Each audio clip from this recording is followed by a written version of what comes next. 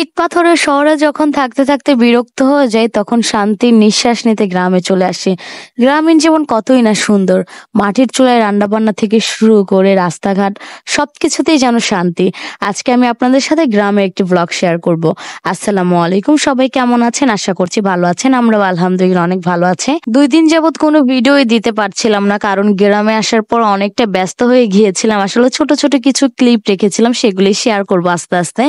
তো দেখা যায় এডিট করারও সময় হয় না, আর ভিডিও আপনাদের সাথে শেয়ার করা হয় না। তো ভেবেছি একদম ঢাকায় এসে এডিট করে তারপরে শেয়ার করব।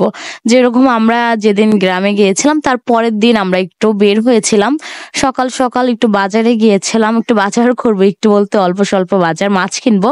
তো ভাবলাম যেহেতু এসেছি এখানে মিষ্টি ট্রাই করা যাক, আর একটা পরোটা খেয়ে নিই। আমরা নাস্তা করে বের হয়েছে, তবু ভাবলাম 2টা পরোটা দুজনে খেয়ে তারপরে বাকি কাজগুলি করি। আমরা গ্রামে আসলে দেখা যায় সবসময় মিষ্টি খাওয়ার চেষ্টা করি, কারণ এখানে মিষ্টিগুলো অনেক মজা। মানে ঢাকার তুলনায় একটু দামও বেশি, কিন্তু স্বাদও অনেক। তো এখানে চমচম থেকে শুরু করে আরো কিছু মিষ্টি নিয়েছে, আমি আসলে সবকিছু নাম জানি না। আর এখানে বাসার জন্য কিছু মিষ্টি নিয়ে নিচ্ছিলাম, গতকালও নিয়েছে, তো আজকে আরেক বাসায় যাব। তো ওর জন্য এখানে বেশি করে নিয়ে বাসায় চলে যাব। আর যাওয়ার আগে একটু মাছ বাজারে ঢুকেছিলাম, ভাবলাম একটা মাছ নিয়ে যাই, রুই মাছ নিব। তো অতটা বড় পাচ্ছিলাম না, যতটুকু সম্ভব বড় নেওয়ার ট্রাই করছিলাম। তো প্রথমে এটা দিয়েছে, এটা দেখি কতটুকু হয়। তো চাচ্ছিলাম এর থেকে আরেকটু বড়, এর থেকে পরবর্তীতে আরেকটু বড় নিয়েছে। তো এটাই নেওয়া হয়েছে, এটা নিয়ে তারপর সোজা একদম বাসায় চলে যাব। আমাদের এদিকে যাতায়াতের জন্য দেখা যায় সবসময় রিক্সাটাই বেশি ব্যবহার করা হয়, তাছাড়া এখানে অটো আছে। আর একদম গ্রাম সাইড যেগুলো, ওখানে ভ্যান বা আরো অনেক কিছু আছে, ওগুলিতে যাতায়াত করা হয়।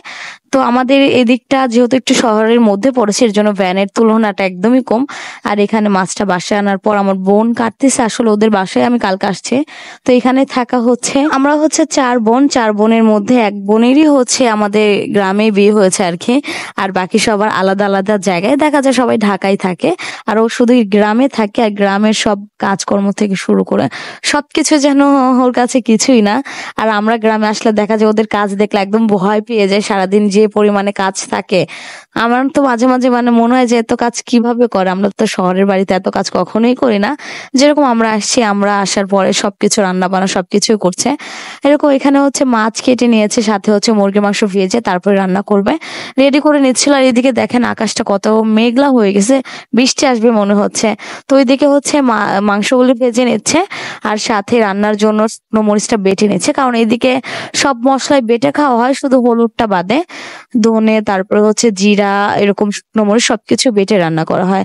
একদম বৃষ্টি হওয়ার আগ মুহূর্তে দেখেন একদম ভয়ঙ্কর অবস্থা, অবশেষে বৃষ্টিটা চলে আসছে। তো বৃষ্টির মধ্যে অত ভিডিও করা হয়নি।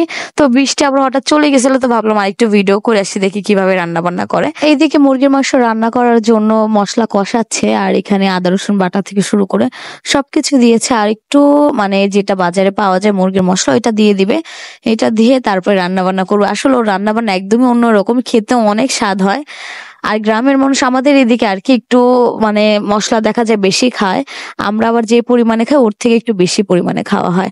তো এখানে মশলা কষানোর পর তারপর কষানোর মাধ্যমে মুরগিটা রান্না করা হবে, যেহেতু আগে ভাজা হয়েছে অল্প পানি দিয়ে, বাকি রান্নাটা করে ফেলবে। তো আমি আর এটার ভিডিও বেশি করতে পারি নাই, কারণ বললাম যে বৃষ্টি পড়ছিল, বৃষ্টির মধ্যে এখানে আসা সম্ভব ছিল না, কারণ এদিকে রান্নাঘর একদিকে আর রুম আরেকদিকে। আসলে আপুদের সিলিন্ডার গ্যাসও আছে, ওইটাই রান্না খুবই কম করে।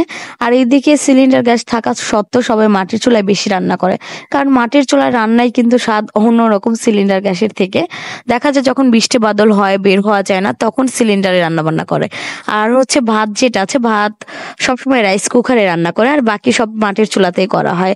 তো এদিকে আমি যে মাছটা এনেছিলাম ওইটা ভাজবে, সাথে আরো কিছু আয়োজন করেছিল, ডিম ভুনা করেছিল, মাছ ভাজা, পোলাও ছিল, তারপরে যে পিঠা বানিয়েছে, এখানে চিতই পিঠা, সাথে মুরগির মাংস। আমাদের এখানে চিতই পিঠার সাথে মুরগির মাংস কিংবা গরুর মাংস খুবই জনপ্রিয়, এটা যেখানে যান না কেন, রাজবাড়ি প্লাস ফরিদপুর যেখানে যান না কেন, এখানে চিতই পিঠার সাথে মাংস, যে কোনো মাংস, মুরগি গরু যেটাই হোক না কেন, এটাই চলে, মেহমান আসলে এটাই খাওয়া হয়। পোলাও মাংসের তুলনায় যে পিঠা মাংসটাই বেশি খাওয়া হয়। যাদের বাড়ি এদিকে তারা তো অবশ্যই জানবেন, আমি এখানে খেয়ে নিচ্ছিলাম। সাথে ভিডিওটাও শেষ করছি, আপনাদের কেমন লেগেছে এই ভিডিওটা অবশ্যই জানাবেন। আর সবাই ভালো থাকবেন সে পর্যন্ত। আল্লাহ হাফেজ সবাইকে, আসসালামু আলাইকুম।